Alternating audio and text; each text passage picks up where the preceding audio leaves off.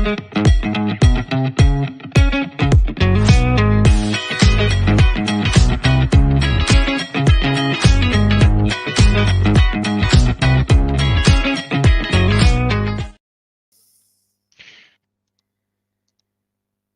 and good evening. Welcome to the show. I'm joined with Simon today to discuss the game against Manchester United. It's a big game. I don't think any of us are predicting a win, but we fought against Arsenal really well. We've given them a good game. We fought back against Spurs, so it's not like I don't think we'll be overrun, but I don't think it'll be a tough game. What do you think, Simon? Yeah, I mean, I went to the cup game 10 days or so ago, and it was a difficult. I know we played a weakened team, and we won't do that this weekend. But it's a difficult game. Anything at all for me on the weekend will be a bonus. Yeah, it's not a game, especially at Old Trafford. They're getting a new manager. The crowd will be up for it. When Ten Hag was in, it was a bit doom and gloom, but I think with the new manager coming in, with Ruud winning, not losing a game yet, I think it's going to be a difficult place to go to. I just think we've got to just put ourselves out there and try our best, And if you think about it, the table, we've got a 5-point cushion. So even if we do lose,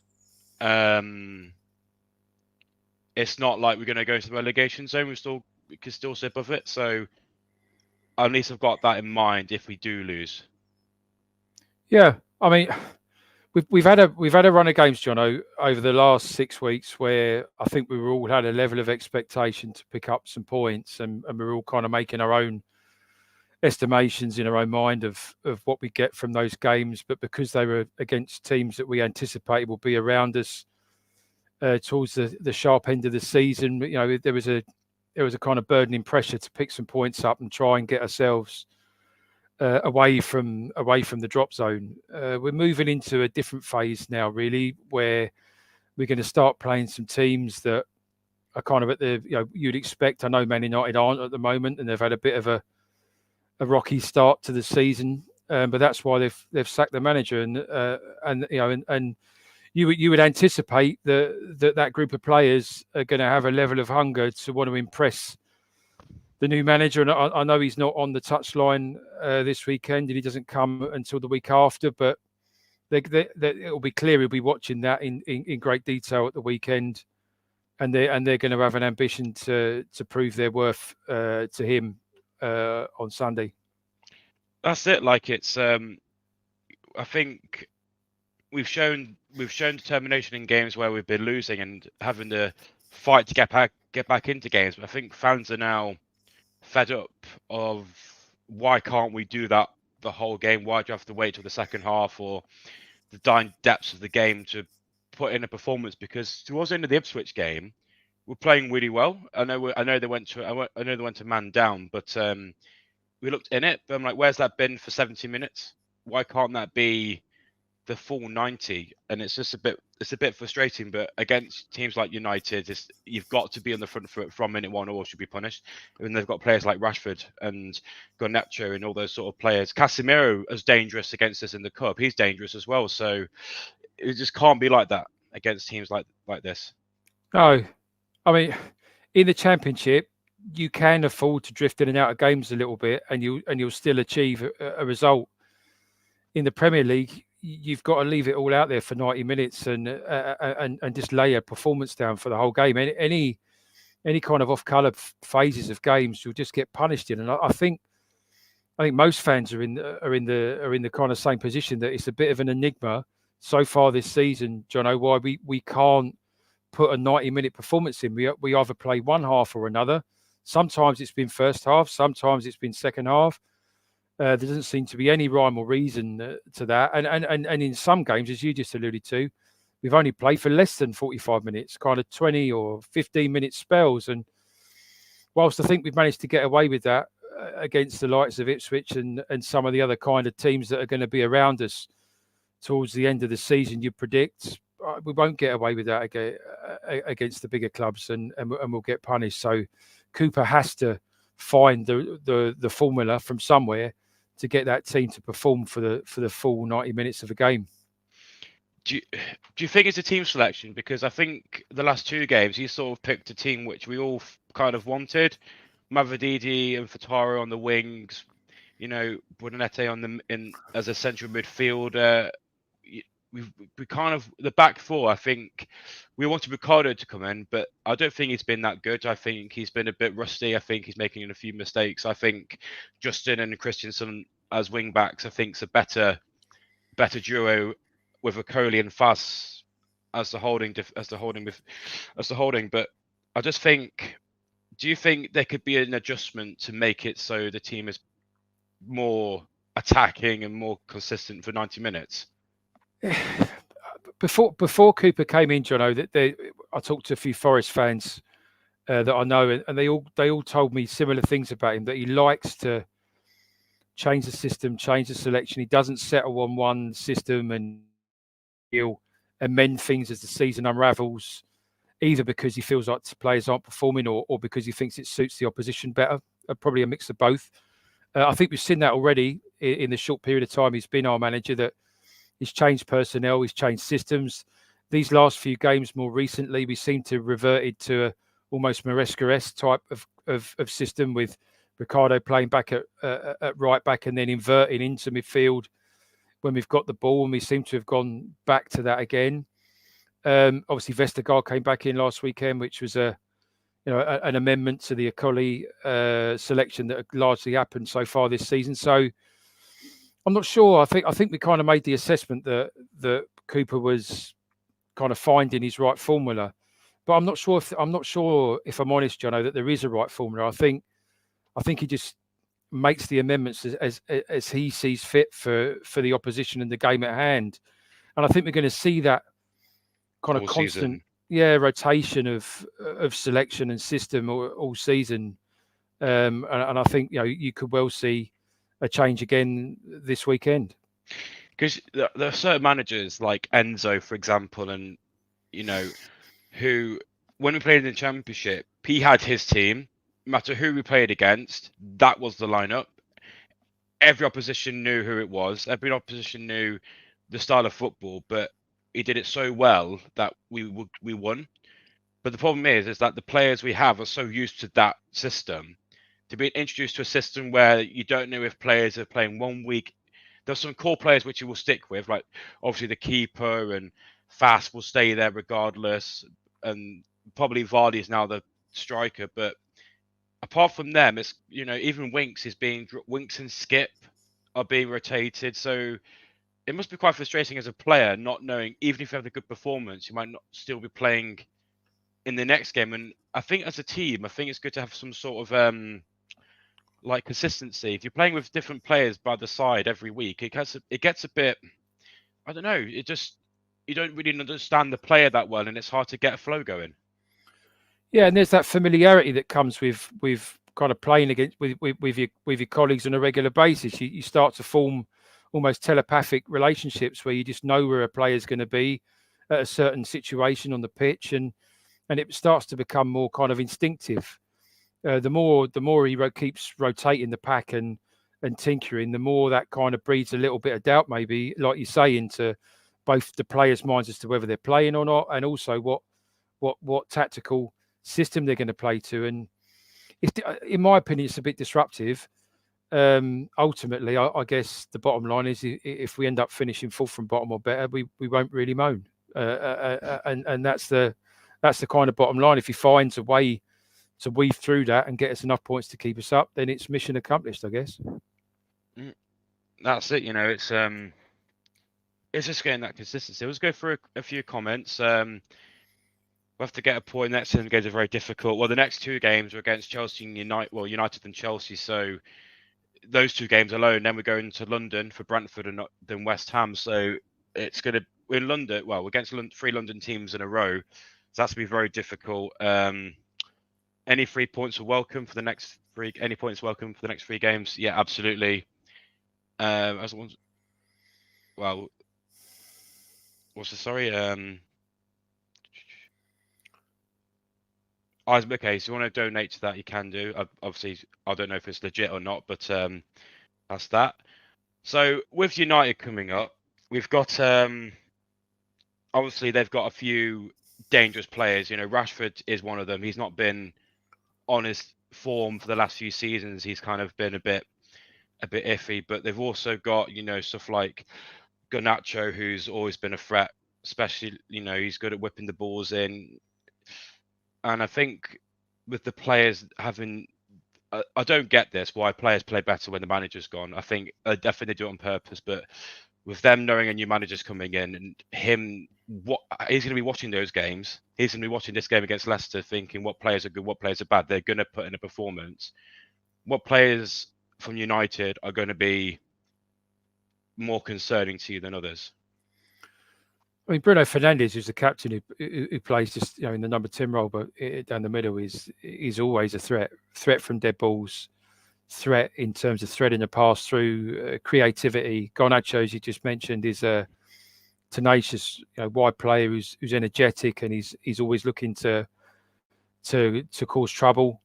I mean, it's interesting because we don't know what's gone on at Old Trafford and Carrington with the players, but it felt to me towards the end of Ten Hag's reign at Man United that there was at least a portion of their squad that are kind of checked out with Ten Hag. He pushed them to the periphery, some of which, I know some of. I mean, Man United have had a little bit of a history lately of signing kind of aging players like Casemiro, and Ericsson is another one who's has been in and around their squad. And I know some Man United fans would tell you they're not particularly enamoured with that strategy of kind of signing big players towards the twilight of their career, but they can serve in my opinion, they can serve a purpose within a squad and do a job and bring a wealth of experience. They in the cup game they seem to have raised their level a bit on the back of Ten Hag leaving. Obviously, it was the first game since he'd exited the club that they played. They look more coherent. They look more free flowing. I know we had a couple of spells in there where we got a couple of goals, but by and large, it was a lot of we were soaking up a lot of pressure during that game, and I felt personally that Cooper probably didn't do it a lot of justice with the team he selected, and I understand the bigger fish is keeping in the Premier League, but I kind of felt when I saw the team sheet that was only going to really end one way. But they've got players, a group of players there that can unlock doors and create opportunity. So we're going to be at least for spells of the game on the back foot and struggling to keep them out. And I think that's something that we've struggled with this season. If I'm honest, John, I think we've struggled to bear those spells of pressure and stop the opposition from causing us damage. So that's what worries me. Their creativity in midfield, if I'm honest. If we have struggled with, especially, I do feel we've been struggling to maintain, like, not to absorb the pressure. Like, at the beginning of the season, we're kind of hard to break down, but recently, we've just been conceding such silly goals defensively, making such silly defensive errors, and with the likes of Bruno Fernandes, with these sort of deliveries, we can't afford to be sloppy. Like, we've been passing around the back, we've been losing the ball willy nilly, and we just can't afford that against players like Bruno and players who can attack us on the wing. And I think Mads will have his work cut out if we're not stopping these silly mistakes. Is that something you're concerned with, these sort of mistakes we're having as well? Yeah, I mean, he's rotated. I mean, as you alluded to earlier in the conversation, John, Cooper has tinkered with defensively. Justin was in for a large portion of the season, and now he's dropped back out a bit. Christensen got injured and went out, and now has come back in. You've had Ricardo sitting on the bench for a lot of the season, and to a lot of people's confusion, I don't understand why he's not playing. And now he's played a bit, and as you said, he's looked a little bit rusty, and I think that's to be accepted given the fact that he didn't play at all this season until very recently. He's just rotated one of the centre halves. Faz seems to be the only consistent at the back, along with Mads Hermansen. I mean, it's difficult. You can see that Cooper defensively is he's mixing it up, playing it around, trying to find a formula that makes us more resilient to periods of pressure. But yeah, I mean, there was a period of time where quite a few fans were suggesting that Justin was struggling down the right, and we were getting quite a bit of damage done to us down that side. Um, yeah, we've not cracked it. We look brittle. We make mistakes. I mean, the Forest game. I mean, yeah, there's some of the It was defensive mistakes. horrific. Yeah, just awful. And if they play defensively like that against Man United, then it's going to be a difficult afternoon. Yeah, well, it was a difficult afternoon. Like at Forest, we even go back into the game with a great goal, but we just couldn't keep Forest out. And Forest, I know Forest have been one of the most informed teams we've played against recently. United technically aren't in great form because they played poor against Chelsea. They didn't, yes, they didn't lose, but Chelsea didn't play great either. Man United didn't play well at all. So, they can have their off days. So we just got to not make these mistakes and just go more on the attacking foot. So with players like Fataru and Mavadidi now being, I think he's played the last two games. I think we need to keep them. Do you think Fataru needs to step up though and prove himself properly against a big club? Like, he's played well. He played well against Southampton, yes, and got us the win and helped get us the win. But do you think he needs to step up even more to really to say to people, look, I'm a Premier League player and prove himself as an attacking player? I think with Abdul, he's young, he's fearless, he's absolutely determined to make a mark and prove a point and prove he is of that level. I think if you're going to give out marks for effort, he's getting absolute A for effort. He's leaving it all on the pitch every game. I thought that cameo against Southampton was probably his best piece of football for us so far this season. Yeah, After that, I can remember debating whether actually he's better off being used, at least for the time being, as an impact sub and coming on when the opposition fullback's a little bit more jaded than from the first minute, and then really, just leaving it all out there for 20 minutes and trying to cause some mayhem. I think there were spells in the Ipswich game where he never stopped trying. There were spells where I watched it and I thought, oh, the fullback's got your number, and every time he got into a position to create an opportunity, he either ended up going backwards or losing the ball. But he kept trying and he kept trying, and then when the game turned on the sending off, he had a lot more joy once things turned in the game. He's learning. I think this season for Taru is a bit of an education from a Premier League point of view. He's learning that you get less time, less space. The defenders are of a higher caliber. They're more accustomed to negating threats like Abdul Fataru, and he's going to have to learn how to use his skills to get the job done. And I think this season's going to be about that. And he'll probably be in and out of the team this season in phases as yeah. Cooper kind of beds him in over the period of the season. I do agree with what Cooper did in respect that he didn't want to throw Fataru in straight away, and if he flopped, that was it. He did grow him into the team, and when he did come in to start, when he came in against Southampton towards the end of the game, he did play really well. So he's not throwing him in the deep end by throwing him in. If he has a few bad performances, that's going to be his going to stick. But it's good they slowly introduced him and got him to playing this good football, not just like skill wise, but confidence wise. He's playing with confidence. He's not playing. He's not trying to be skillful. He's not trying to, be passive. He's just doing what he's being. He's like he's free. He just says basically, just be free. Don't be so like anxious. Just play with confidence. So, which is what I like. Do you think that's one of Cooper's downsides, though? Is that you said about his tactics? You spoke to that Forest fan. Do you think he's more of a passive manager that likes to attack when either we need to or when, like, if we're losing the game or when they lose the ball? Do you feel that, or do you think Cooper's struggles to have a team that attacks the whole game? Because I think maybe he's more of a passive manager than an attacking manager. Yeah, I agree with you. At the start of the season, I almost thought some of our performances were a little bit timid. I can remember the Aston Villa game earlier on in the season, and we looked like a very kind of timid side for about an hour, and it wasn't until we were 2 goals down and with half an hour left that we really had a go to get anything out of it, which I thought at home, if I'm honest, wasn't good enough. If you're at No. home, you dictate the agenda. It's your crowd, your fans, your stadium. You dictate to the agenda to the opposition, not the other way around. But I think we've done that in games and been too passive.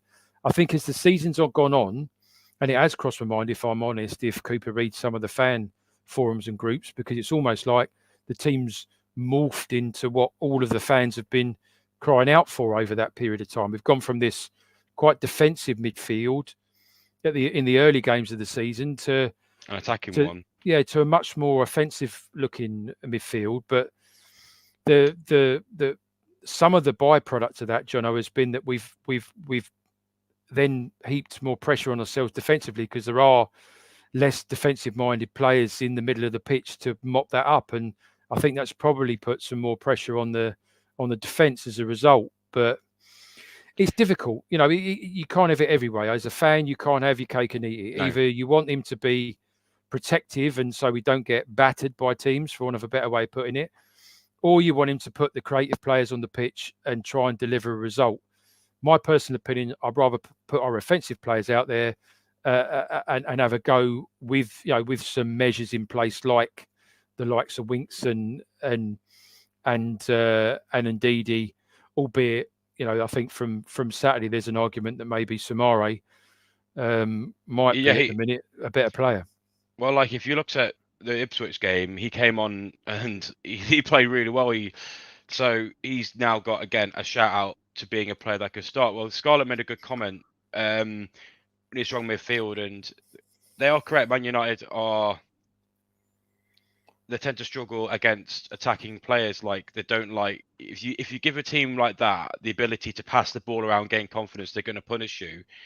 But if we use our players like Mavididi, Futaru, and Boba and attack them, I think we can hurt them. I absolutely. They're not the team that they once were. I mean, they've been trying to find a formula to get back to the glory days for many years. They're not that side, and if anything, they're probably they've been going through a real lull. Hence the manager parting company with the club. They're not. Chelsea next week is going to be a much more difficult proposition than Man United this week. However, it's Old Trafford. It's 70-something thousand fans. It's a historic club. They have got some quality players. I know their results don't necessarily dictate that this season, but when as we've alluded to earlier in this conversation, you start talking about some of those players. They've got quality that can do serious damage if you allow them to. I think a blend is the right way to go. You want some players on the pitch that can affect it offensively, but you need to protect yourself a little bit more in games like this, in my opinion. I think he might go defensive to start with. I think he might play a more passive defensive role, and like I don't not give too much respect to United, but also not go gun ho and maybe concede and then make him more confident. But again, I don't want the same games we've had all season of play on the back foot for a half or 50 minutes and then kick into gear, and by that point maybe 1 or 2-0 down, which is too late. I want us to be able to, if we do play that passive role, and not just to like do it for a long period of time, or if we do actually go down, is go at them, not just sit back and wait until midway in the second half. Leon puts highlight how many points we get. I think we'll get from the next 8 games. We'll go for 12. Well, 2 of them are against United and Chelsea, which aren't easy, and then we've got Brentford, West Ham, Brighton, and Newcastle. Then Wolves and Liverpool. So Liverpool, we've got 3 of the top 6. So Liverpool, Chelsea, and United. Then we've got Newcastle away, Brighton at home. All those games are just so. It's just so that's such a tough. And then after that, we've got Man City and then Villa. So. Yeah, I mean, it's like I said earlier, we're heading into a phase now where things go up a level, and Cooper has to find that formula to get this team to lay a 90-minute performance down, because if we go missing in games against some of them teams you've just suggested we're playing over the next few weeks, we're going to get some damage done to us. Yeah, those are teams which are fighting for Europe or fighting for survival, and neither ones you want to face, especially going into January, because I think in January you start seeing the table around what's going to be happening, who's going to be fighting for Europe, who's going to be fighting for relegation.